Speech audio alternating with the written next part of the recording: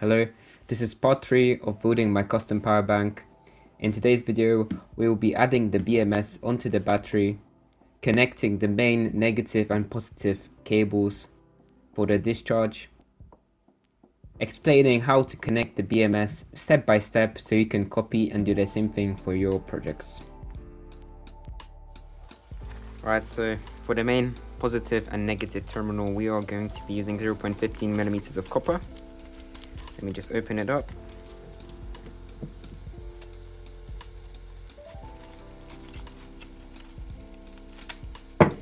Boom. Expanded instantly. It is a little bit thicker than the thing I was using a second ago, 0.1 millimeters of copper. I'm just going to measure it out and get an exact size for the negative and positive side. Alright, so I just did a little cutout from a piece of paper and I got the perfect pattern for the plus and minus terminals, as you can see. What I need to do now is use a marker and put the paper on top here on the copper and just outline it. It's pretty easy. Boom. Yeah, we can just do this, cut it out, and we have a perfect piece of copper ready to go. I got it sketched out now. What I need to do is just cut it out. I do not recommend using normal scissors for this since they are not going to last long. I used to have some special scissors meant for metal, but I lost them, so I'm using this for now. Also, this is the solder that I'm going to use. It is a company from Poland. It's made in Poland. It's SN60PB40. It has some lead in it, as I said. It's the best one I ever used. I've used a ton of different solders, and I always end up using this one since it's just the best, right, for all your tasks, everything you need. And yeah, let me just cover the cable up in solder so it's easier. The best way to solder these cables is by placing a lot of solder under the pen, and once you have the solder on the cable, just blend it in from the top. By the force of gravity, it will just penetrate through the cable, and as you can see, it's nicely inhaling all this solder. Nice. Perfect. And we just mark where we want the cable to be soldered.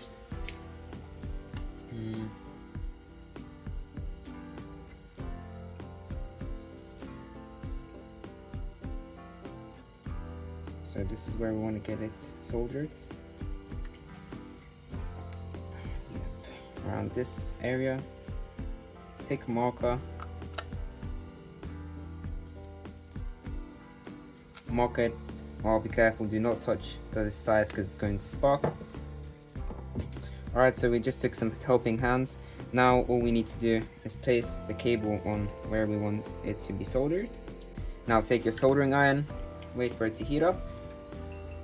Mine's heated up. Now get some solder onto the pen again and slowly heat up this cable.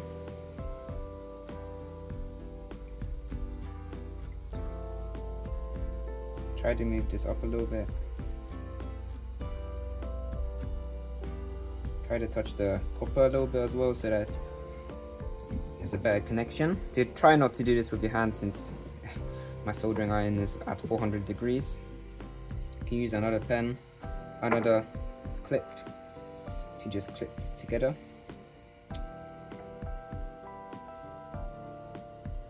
And just heat it up a little bit again, just a little bit more solder.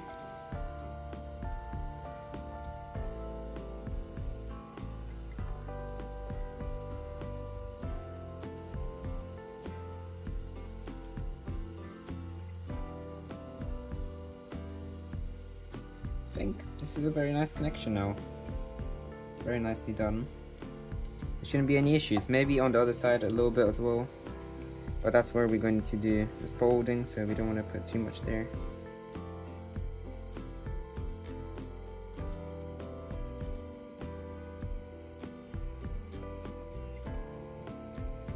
Yeah, perfect. Let's just continue with the spot welding.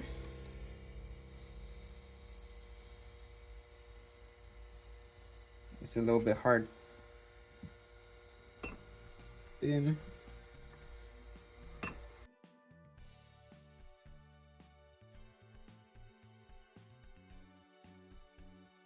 And I soldered some tabs to connect the BMS cables to. They are from 0.15 millimeters of copper.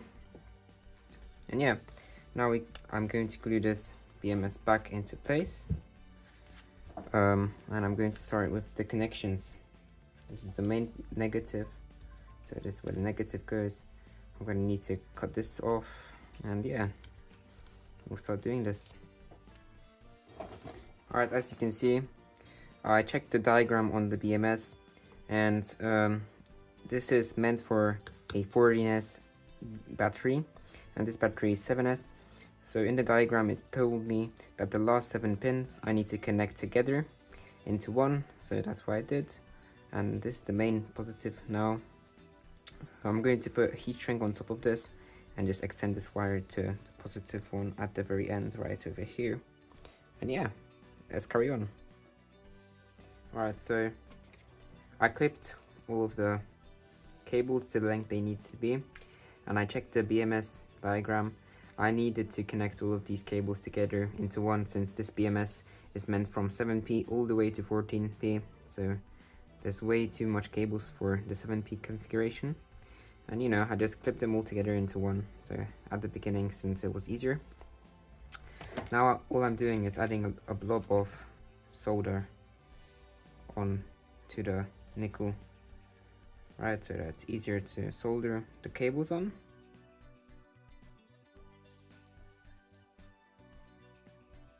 Boom. Alright, we got all of them done.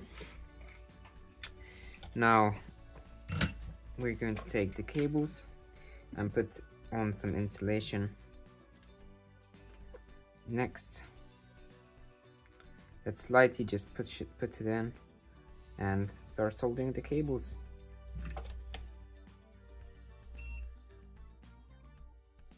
First one is done. Oh, also I forgot, remember to take your double-sided tape and just put it all the way from the BMS to the very end. This one is finished.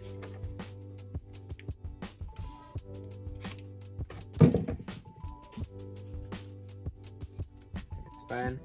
Probably be enough for this battery.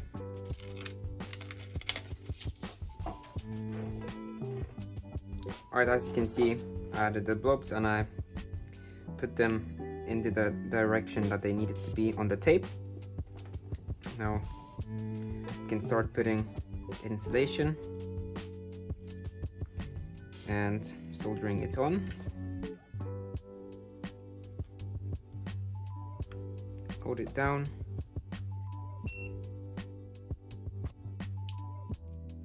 Okay, so once you got the insulation on, you can carry on. It's better to have these cables under. Some people add tape. For customers, I do add tape, I do add extra insulation. To be honest, I had built 5 or 6 batteries for myself, and I never had the need to fix it.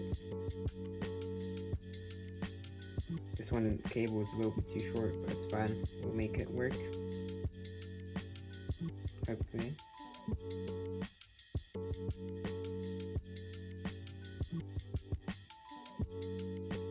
Yeah, perfect.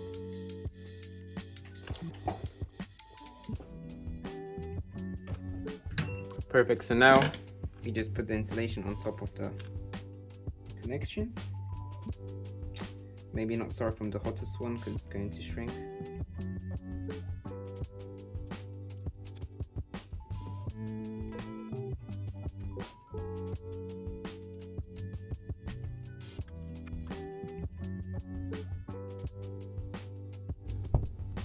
As you can see, I finished heat shrinking the heat shrinks on the connections. Now let's see if the BMS is working. I used solar overkill for this JBD BMSs. I did see the BMS flashing, so it means it's on. And as you can see in my app, I have a Bluetooth connection. As you can see, there's an error code. The settings are still for the old app. Let's put in the settings for the new BMS. Since, as you can see, the cells that were used in the last battery was 13. Now we are using 7 cells. We need to write this to the BMS.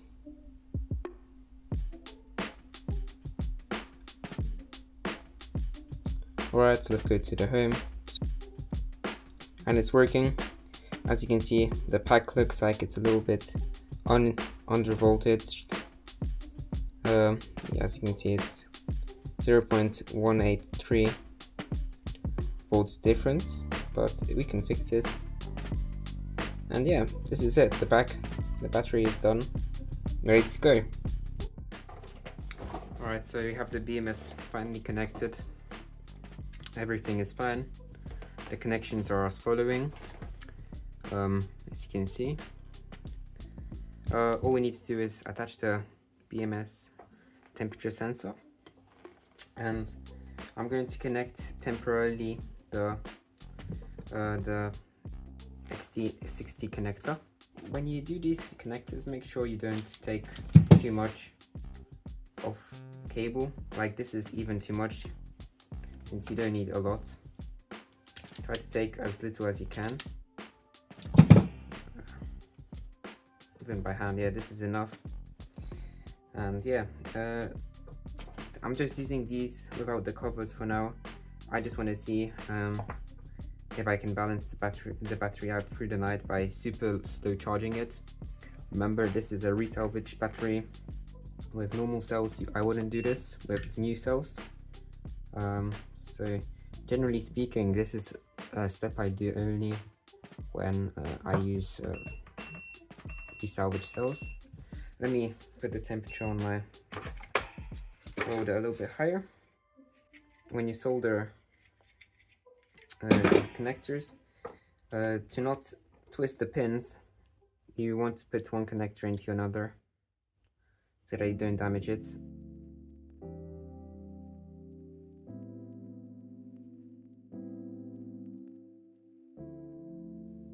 Slowly put it in.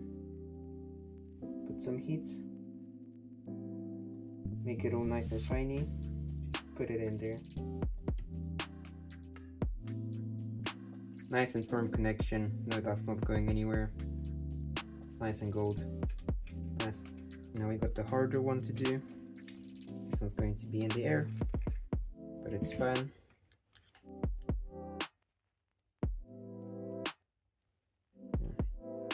Make sure you don't have any pins out, because they can short circuit, right?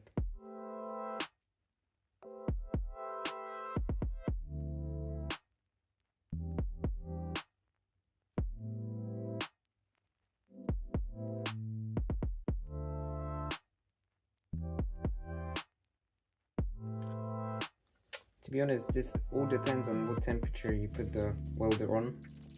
I can do this on a 100 watts welder, I can do this on a 60 watt welder. It will take more time, of course, but if you can get the temperature to, for example, 500 degrees, this wouldn't be an issue. I'm just doing it at 400 right now, since your tips from the welder will last way longer if you don't have the temperature on for at that high, right? Alright, so we got some welders, we got some solder on it. Now it's going to be a little bit. Boom. The positive is done. So this is how it turned out. Now I'm going to get the charger in here and show you how it looks. It is a massive charger. I'd say it weighs around 4 kilos. This is how it looks.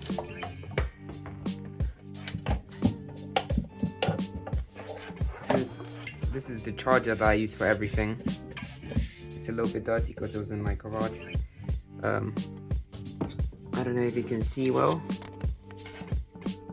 but it can do from 10 to 792.4 volts, output current from 3 to 30 amps, maximum power 18,550 watts. I use it for fast charging my 72 volt battery on my bike, and I think that's the setting I have on right now. Let me just connect it in. As you see, it turns on. Right, so as you can see, the battery is charging nicely. We're using 3 amps to charge it up. Generally speaking, there's no heat. It's been on for at least 3 hours now, and there's no heat now on the cells themselves, so it's nice and cool.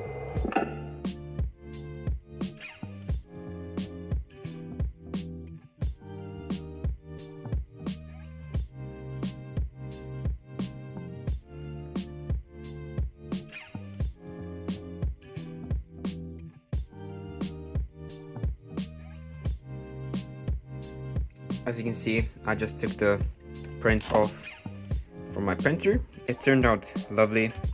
It's pretty much awesome, and it's pretty hard. I used 15% filling. The box itself weighs 200 grams, so it's not that light, but it will protect the battery 100%. Over here we have all the electronic parts we need to make the USB charging and discharging. Here we have a board that allows us to charge other USB devices, such as your phone, anything else you need, your laptop, anything like that. As you can see, it supports 65 watts times 4, so there's 4 ports USB-C that can output that wattage, which is very nice and high powered. This one cost me around 25 zlotys, so it's not expensive. I'm probably gonna mount it somewhere over here. Make sure you have good access to the pins so that you can connect it. I'm going to create a 3D model of this, and yeah, that's going to work. And I'm going to add a switch, an on and off, so that when I connect this, it's not going to be on all the time.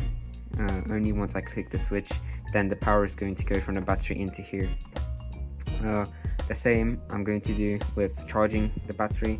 I'm going to add an on and off switch to these two. I'm probably going to need one more, and this is an inverter that's working when there's voltage coming in.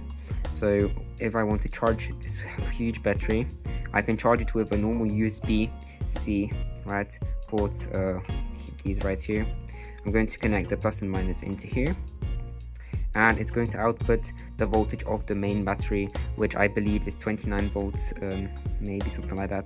And I'm going to adjust it with the plug here in a second, and yeah, that's going to charge the main battery over here. And also over here we have the voltage display. This isn't necessary, but it's nice to have. You don't have to look on your phone and you will see how much voltage you have left. And you know, if you see the voltage, you can pretty much see how much percent you have left on the big battery. And yeah, I'm going to add another switch to this since we don't want this to be on the whole time. Alright, this is how the battery turned out. As you can see, I'm charging the battery with a regular USB-C charger. It works perfectly. Of course, it takes a long time to charge it with a USB-C, but it's nice to have it, so I don't have to carry my big charger with me everywhere I go when I want to charge the battery. If you have any more questions for the project, please write a comment. You can also join my Discord server and write a message directly to me. Thanks for watching, and bye bye.